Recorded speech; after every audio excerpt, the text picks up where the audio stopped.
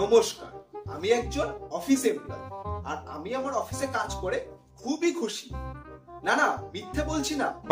আমার অফিস এমনিতে ছুটি হয় 6:30টার সময়, কিন্তু তার 1 মিনিটও যদি লেট করে বেরোয়, বস এসে উল্টে বকাবকি করে, বলে তোমার কি কোনো পার্সোনাল লাইফ নেই?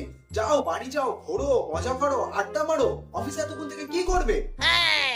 নমস্কার, আমি একজন অফিস এমপ্লয় আর আমার অফিস এতটাই ভালো যে আমাকে অফিসে ছুটির জন্য বলতেই হয় না, এমনিতেই ছুটি দিয়ে দেয়।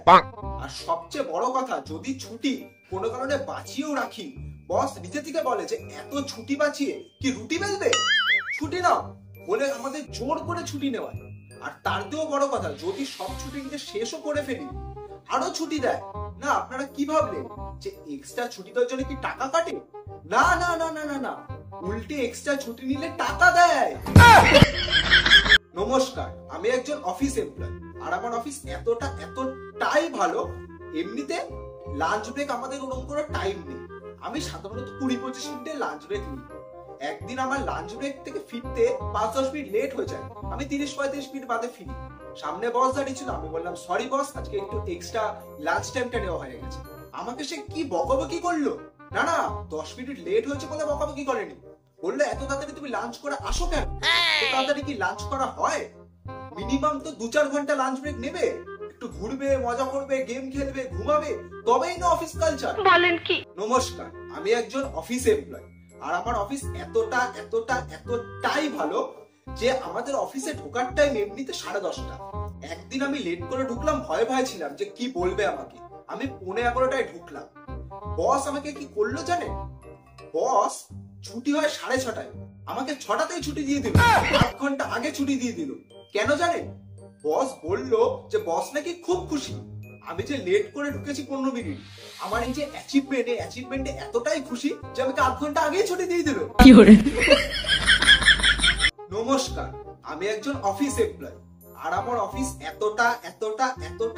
এতটাই ভালো যে একদিন এই শীতকাল পড়ে যাওয়াতে আমি বসকে গিয়ে বললাম যে বস, এত শীতের মধ্যে সকালে উঠে অফিস টাইমের মধ্যে আসতে একটু প্রবলেম হচ্ছে, আর ছুটির সময়ও মানে বাস পাচ্ছি না, ঠান্ডার মধ্যে বাড়ি ফিরতে একটু প্রবলেম হচ্ছে।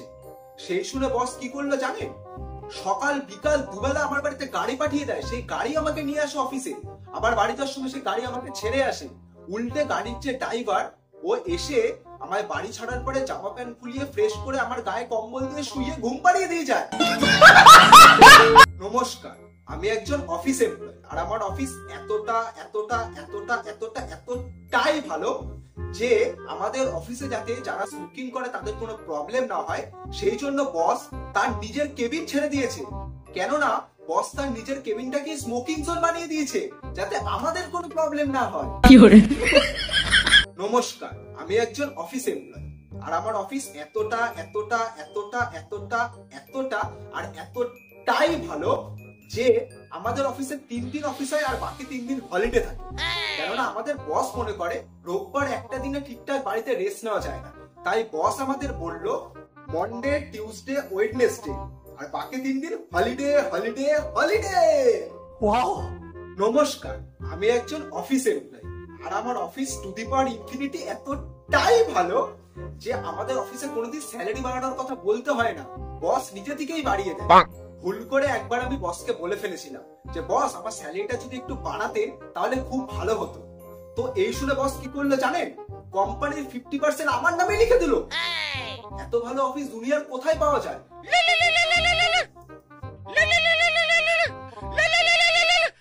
কল এসছে, বস ফোন করেছিল, ওই যে বললাম না 50% অফিস আমার নামে লিখে দিয়েছে, তার পেপারে সাইন করতে যেতে হবে। আমি এলাম।